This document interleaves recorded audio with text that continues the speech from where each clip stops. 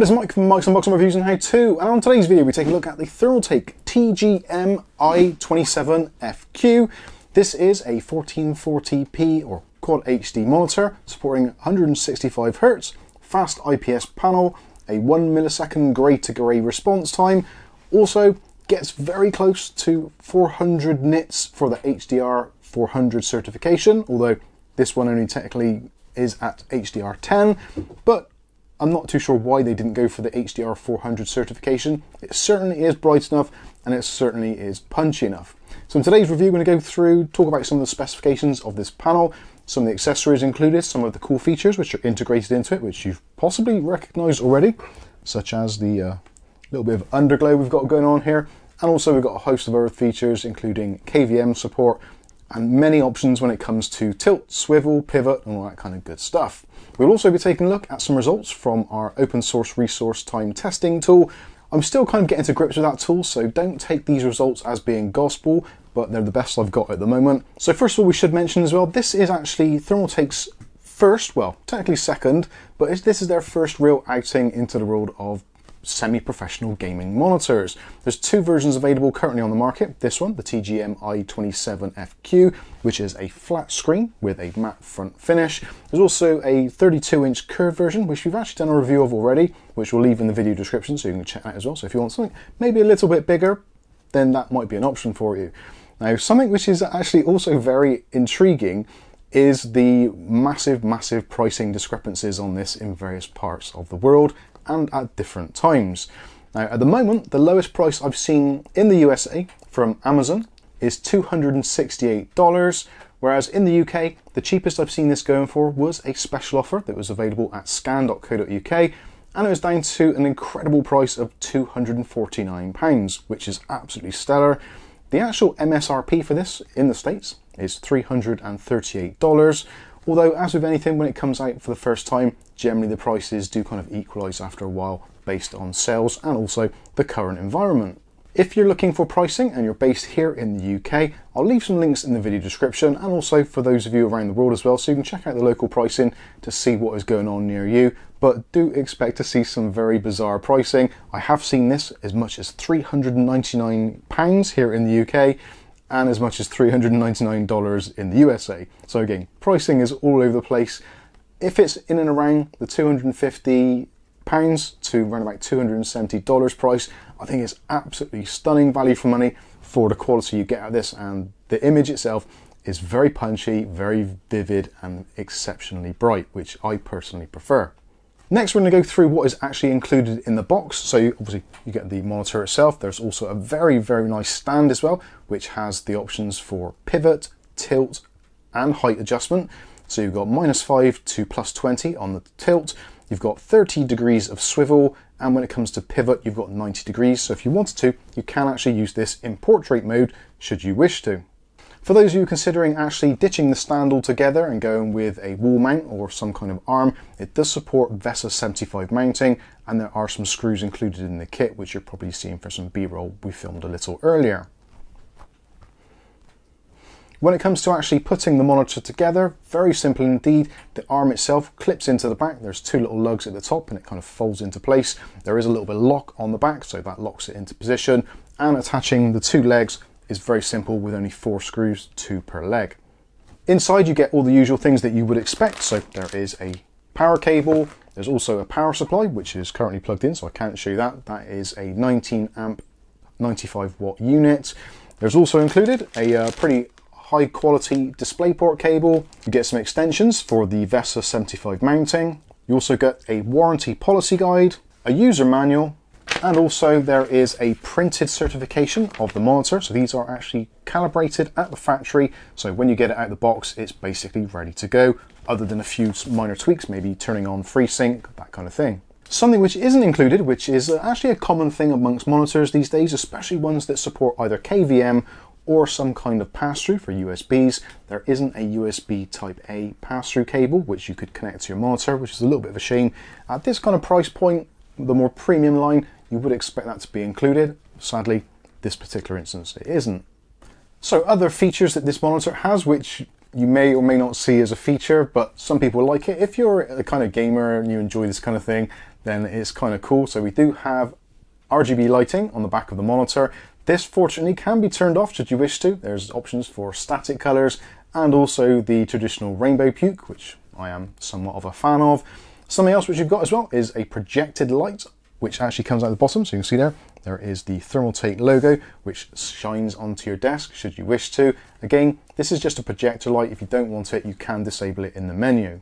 Now the menu itself is actually quite glorious. I like it a lot. So you have got a joystick button on the back and a separate button for turning power on and off. You can press the button in to make selections. The button underneath is for power on, power off. So that's quite nice that they're separated so you don't actually make adjustments and then turn your monitor off. To enable it, just press the button and you get this little section in the bottom, so you can choose the full menu, which you can go through and choose your various settings, your gamma settings, your overdrive settings, all that kind of stuff. As you'd expect, you can turn it off again by pressing that way. If you go this way, you can go into quick settings for things like brightness, and of which you can tell how bright this thing is. I've actually got the brightness set down to absolute 0 at the moment, and it's still brighter than the one that's behind me. So yeah, gives you some idea of how bright this is. You'll be seeing what this is like actually in use from some B-roll, so you can get an idea. It's always a very hard thing to get across actually on camera how bright a monitor is or the actual quality of the image, but hopefully I've done it some justice. Other options from the quick menu as well. So if you press the up button, you can go through and choose your particular inputs, of which you've got 4 options here. So you have got the option for display ports. You've also got HDMI 1 and HDMI 2, so you've got 2 HDMI inputs. And also you've got the option there for USB Type-C. So you can actually use this as a USB Type-C monitor. So if you've got maybe a laptop and you want to have an additional unit off of that, then you can do that. MacBooks, that sort of thing. That'll be great. And also then you can take advantage of the built-in KVM. So looking on the back, you can see the ports there. So you've got our HDMI ports, the display ports, so HDMI 2.0, DisplayPort 1.4. You've also got 2 USB 2.0s. You've also got an audio output jack. So if you want to plug in some headphones to this, you certainly can do. There aren't any speakers built in, but you do have a volume control built into the menu. So you can tweak that to your particular settings. And if you're working late, maybe plug in your headset should you wish to. And of course you've got the USB Type-C on there. So again, using the KVM feature, you can actually set up the quick menu button so that it goes to a press for KVM, so switching between 2 devices, so maybe your desktop PC and also a laptop, that kind of thing, and transfer them over. That's pretty cool. And again, USBs are only USB 2.0, so you're not going to get any fast transfers for data transfer, that sort of thing. Those are really designed for either keyboard, mouse, or headset, that type of thing. Something else which is somewhat limiting, which I would have liked to have seen a little bit better, is the USB-C port. Unfortunately, it only delivers up to 15 watts of power, so that's not particularly great for charging purposes or for powering the monitor or a device from your monitor.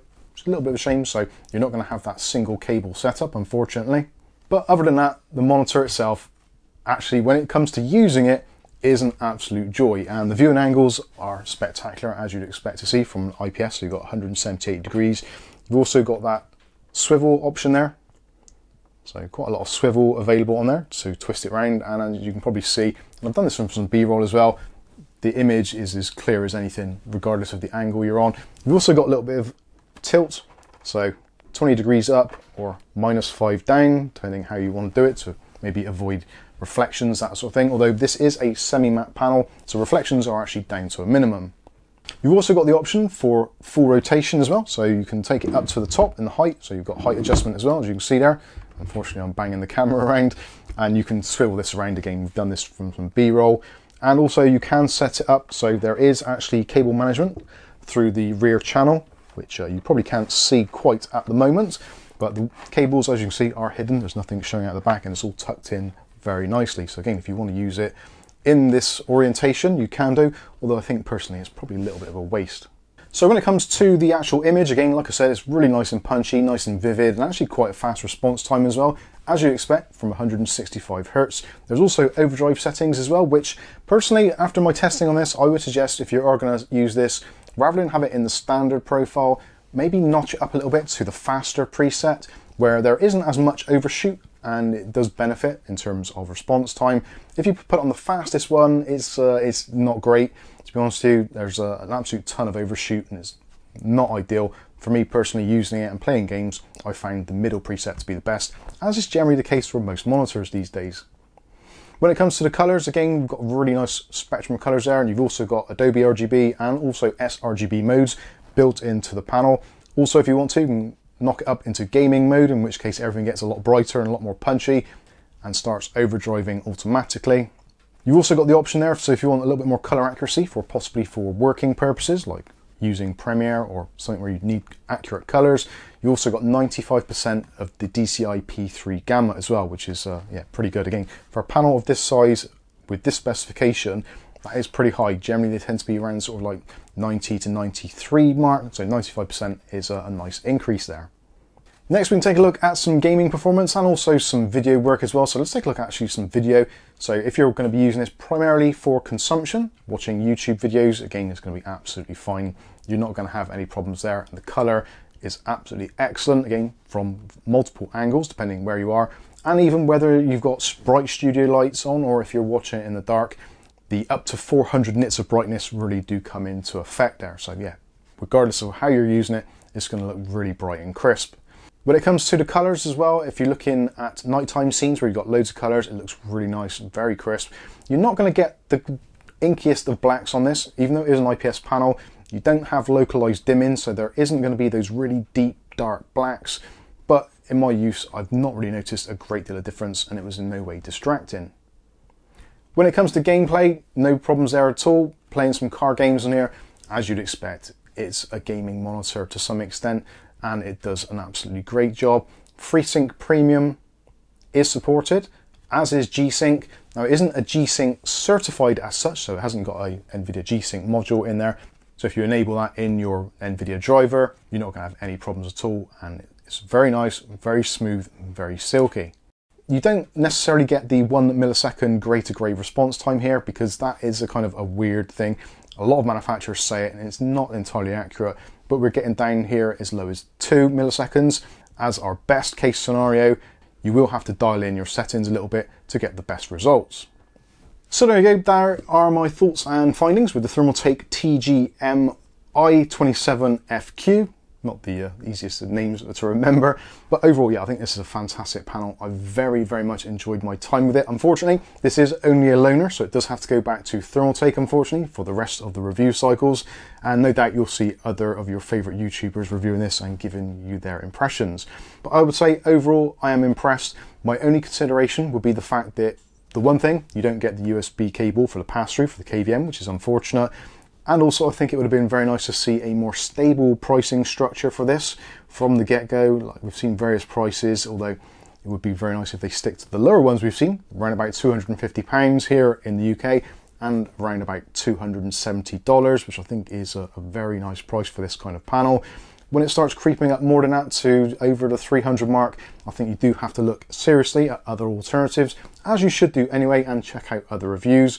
But if you're a big Thermaltake fan, you need a KVM, you need a decent panel, and you like a little bit of underglow on your monitor, then I think this is a definite winner.